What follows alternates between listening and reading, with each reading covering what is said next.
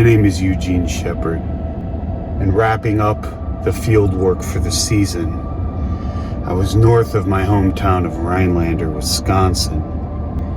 Walking through the woods and surveying can be a difficult chore. There were a couple of colleagues with me.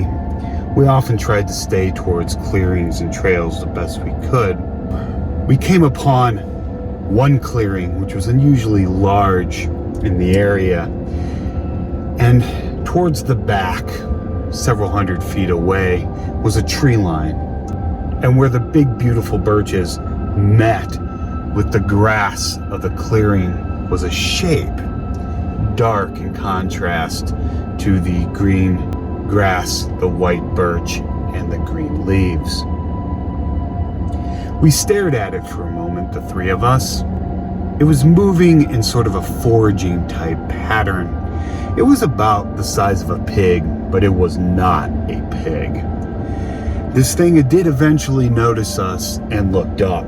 It had two huge horns on the top of its head, which very much resembled that of a frog, and its face was grinning like a giant elephant.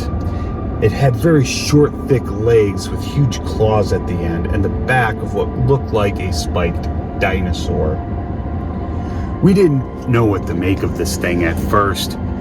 We did have a couple of firearms with us, and we did take a couple of shots at it, and it did react. It ran back into the tree line.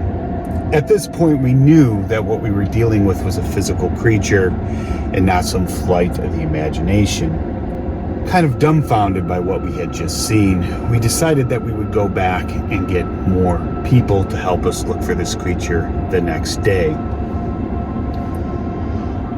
Now, the next day was a very clear and sunny day, and we found the spot with no problem. We didn't see the animal, but we heard unusual noises deep in the woods, so we decided to investigate even more. We went back further in and further in, and there, eventually, the trees parted and a smaller clearing came into view, and there stood several of these creatures varying in size from a medium-sized pig up to the size of a bison. They just ignored us, didn't mind us at all. We decided not to use our firearms because the last time we did, we scared it off. So we got the idea of lobbing dynamite at these creatures. After several good throws and ducking behind cover, the explosions went off, and when the dust settled, we looked up. We heard crashing through the trees. Most of the creatures had escaped intact, but there was one that did not, and one off to the side that we would pick up, and it would eventually die later. Now, the one that was completely dead after the dynamite was in too many pieces to do anything with, so we took the one that would die later and took some photos with it. But this wouldn't be the end of the story. We wanted one of these alive. So 3 years later, on an expedition funded by myself and one other individual, we went back into those woods. And many days after following the deep noises in the woods and being able to recognize the deep claw tracks left by these animals, we came upon one by itself. We were able to capture it. They don't move very fast, and we were able to surround it, and fortunately no one was injured, even though it had lunged at us several times. So we took this creature back to my barn, chained it up, and would charge people admission to come see it. We would eventually name this creature the Hodag.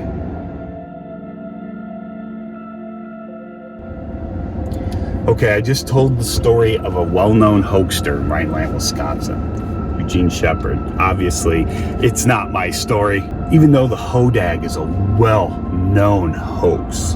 And obviously, even from the pictures, you can tell that existed at the time that this thing was not real. It has become official symbol of Rhinelander, Wisconsin.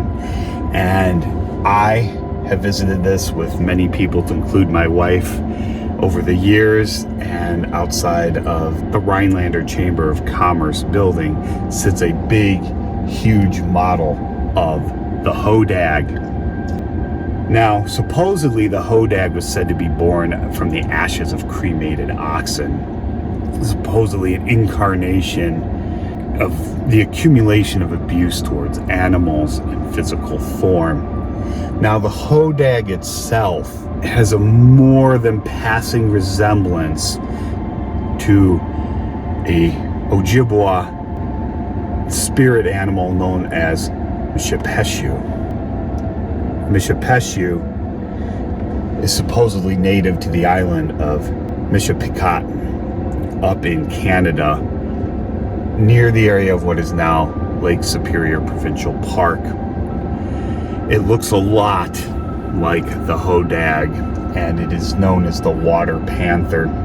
Literal translation is the great lynx.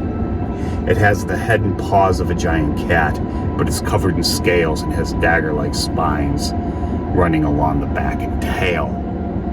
There are pictures of Mishapeshu on the Agawa cliffs, and these pictographs can be visited, and Sarah and I have done exactly that. Now, without getting too much into the history of Mishapeshu, because this is more about the Hodag, we're just going to leave it there.